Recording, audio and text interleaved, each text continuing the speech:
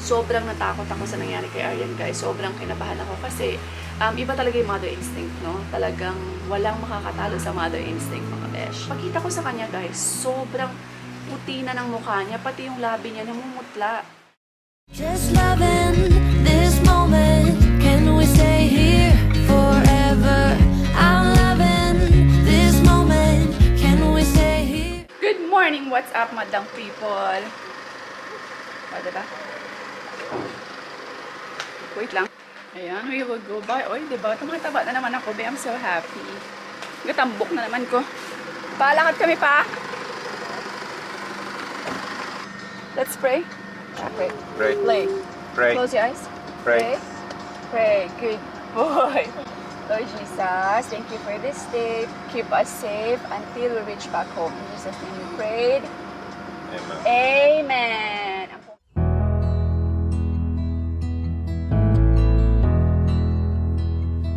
I've been lying here for too long.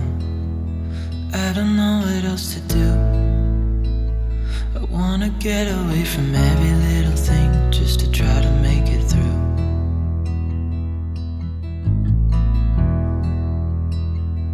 I've been thinking about my options, every detail in my head. After 48 years, wala pa kami, be. Malayo pa kami sa katotohanan. Nagpaano kami, guys? Dito nagpahangin at wala ng hangin ang aming Tapos si Aryan nga pala, guys, sumuka ang lolo mo. Nang may plastic da, kasirahan mo na. Wala, loli pa. But it doesn't really matter, nothing matters, so I cry instead.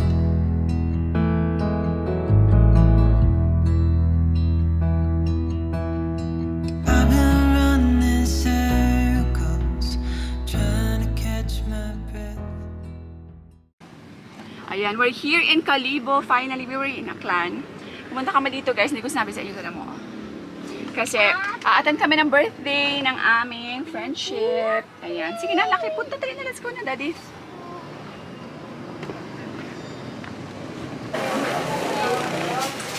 Ang bait to ng bata. Ayan, say hi.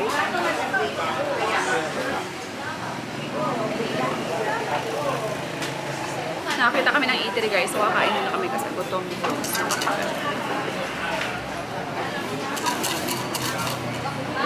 Ayan, ayan.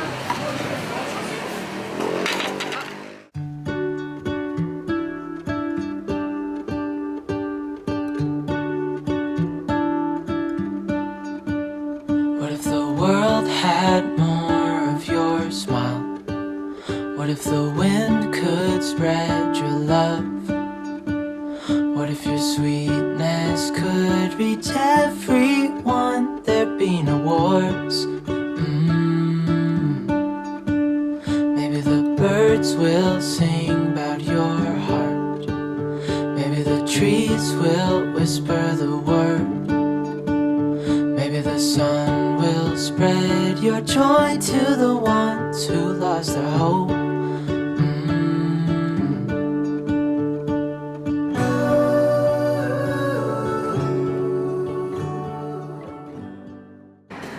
Weekay mga besh na wala pa kami. Dala kami ng map doon na naman sa likod. So, dito pala ang venue, be. Ang ganda ng venue kasi malamig, hindi siya mainit. Look after Aryan. Yan, kasi maaga pa, 1 hour pa kami. Maaga kami ng 1 hour kasi dapat 2:30, 1:30. Oh, see how- So, meron pa kaming 1 hour kasi hindi pa naman ako nakapag-BS. Ayusan ko pa si Arya at si Aryan. So, perfect lang kami dito na time. Let's go. Ito naman, guys, diba? Dito kami nag-ano. Dito ko siya inaayusan sa sasakyan na lang. Diba? Andun sila Al tsaka si Arya naggagala-gala. Mommy, you know Lakad-lakad what? sila.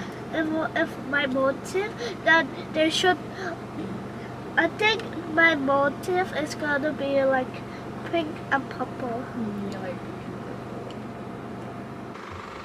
Ayan na, naka-ready ng aming princess. Naka-ano na siya, army green. Naka-tennis shoes. Show, daddy.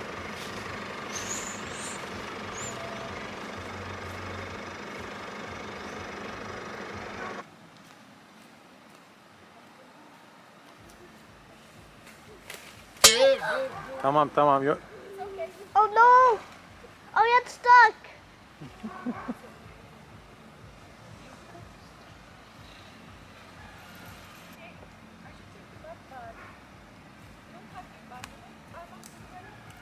No, it's, I don't know, it's To her.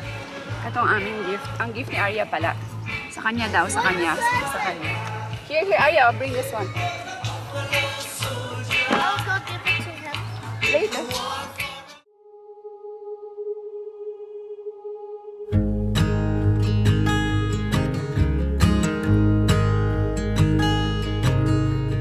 Oh my child, I know you're hurt and you can't let go.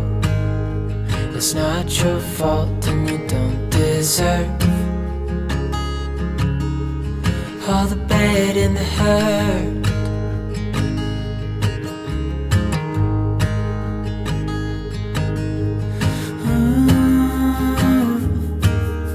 I know you tried so hard. I know you've done your part. It's not fair. You did your Ayan, stop doing it.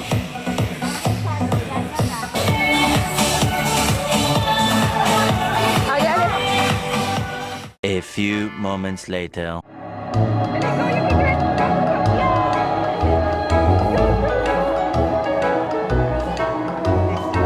practice siya, practice. Practice, yes, practice. We can ask him to join. Yeah, later. Yay!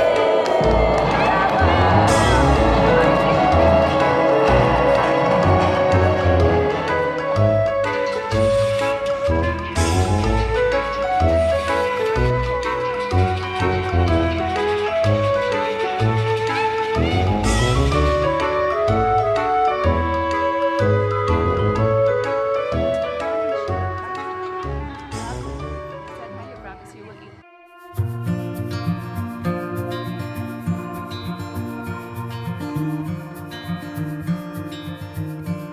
Close your eyes. Get some rest. I'm by your side. Kinabahan ako, be. Akala ko may himatay si Aryan.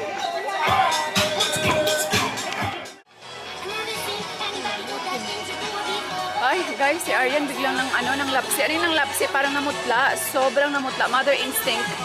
Diba? Talagang na-feel ko. Pagtingin ko sa kanya, may iba. May something strong. Puting-puti siya, guys. Yung Ladies and gentlemen, ladies and gentlemen, let's welcome Kane!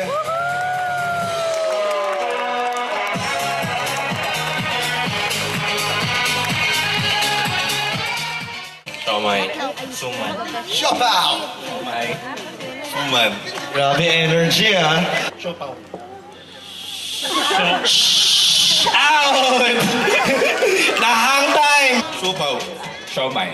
Suman! Siomay. Ay, out, dog! Siomay. Suman. Siopaw. Relax ka na, sister, ha? Dahil mata, grabe mata na energy. Okay, ready? Siopaw. Siomay. Suman. Siopaw. Siomay. Siomay. Oh, ayan mga besh, tapos na actually.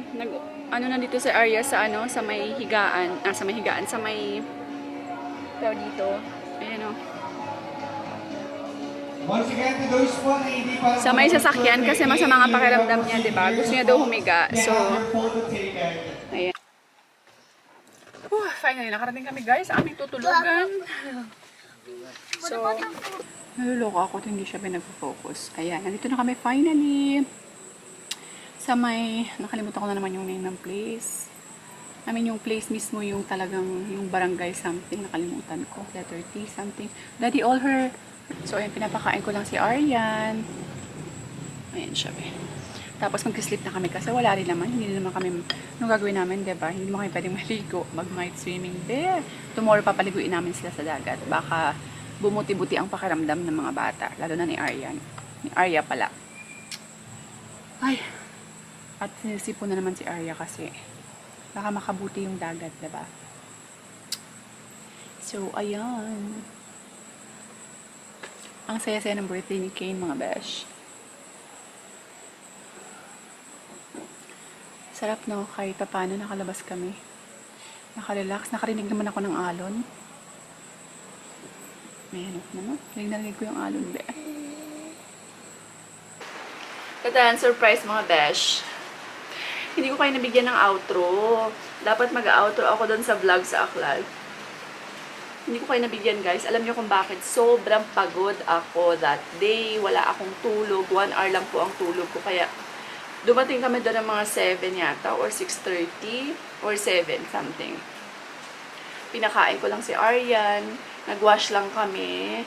Nag-change. Tapos, bagsak kaming lahat, be. Lalo na ako. Sobrang bilis. Nakatulog ka agad ako, be. Parang nauna pa ako natulog kay Aryan. Tapos, kasi wala akong tulog, guys. 1 hour lang yung tulog ko nung araw na yon. Kaya, bagsak ako. So, anyway, update ko lang kay Bes. Kasi alam niyo ba kung ano nangyari doon sa party? Si Aryan, sobrang natakot ako sa nangyari kay Aryan, guys. Sobrang kinabahan ako kasi iba talaga yung mother instinct, no? Talagang walang makakatalo sa mother instinct, mga besh.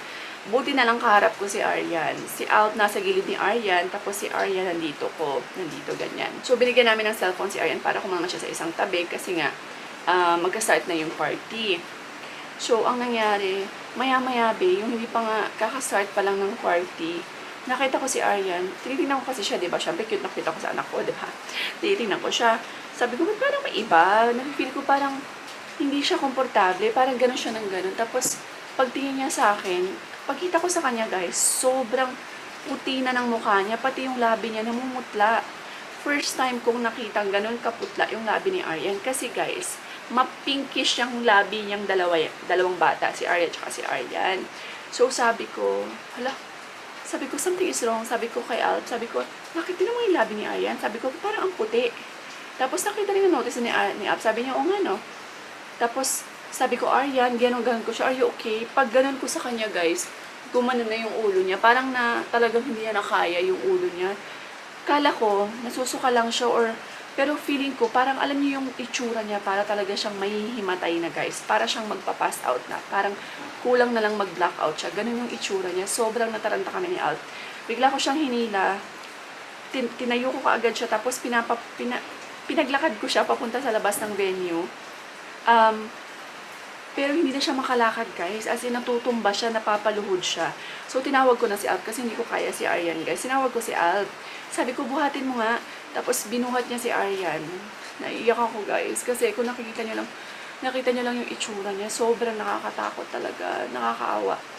Paglabas namin ng venue, feeling ko na sobrang pagod siguro or nainitan siya. Kasi yung suot niya, guys, yung parang yung army na suot niya kasi, di ba, pinagpalit siya ng army. So, medyo ano kasi siya hindi siya cotton. Para siyang, hindi ko alam kung anong tela yun Basta mainit siya yung tela niya. So, tapos pawis na pawis siya, guys.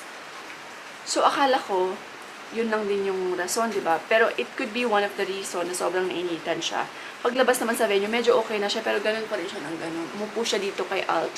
Tapos dito, pinapaypayan namin siya. Sabi ko, it's okay, ginaganon ko siya, pinapaypayan namin siya. Tapos na-notice ko, kasi yung pantalon niya, be, medyo masikip na yun. So, hindi ko actually siya kinlose. Hindi ko siya nilock. Ang dudong, ang asawa ko, be, nilock pala ang kanyang butones. So, syempre, pag umupo, ang laki ng tiyan ng anak ko, diba? Pag umupo, guys, siguro sobrang naipit yung tiyan niya na hindi siya makahinga talaga. So, yun talaga yung reason, I'm sure. Tapos, dagdagan mo pa na sobrang init. So, kinuha namin yung, sabi ko kay Alt, kunin mo yung butones. Kasi nga, hindi na yan feeling ko dyan yan. So, kinuha ni Alt yung butones. Zipper na lang yung kinlose namin. Tapos, kinuha namin yung t-shirt niya. Pinaghubad muna namin siya para mapreskohan siya. Tapos, binalik namin siya sa table. Yun, medyo nag-okay-okay siya, guys. Medyo pumingkish-pinkish uli yung labi niya. Grabe. So, nakakaawa, guys. As in, talagang grabe. Buti na lang talaga, attentive ako sa kanya. Tingin ako ng tingin sa kanya.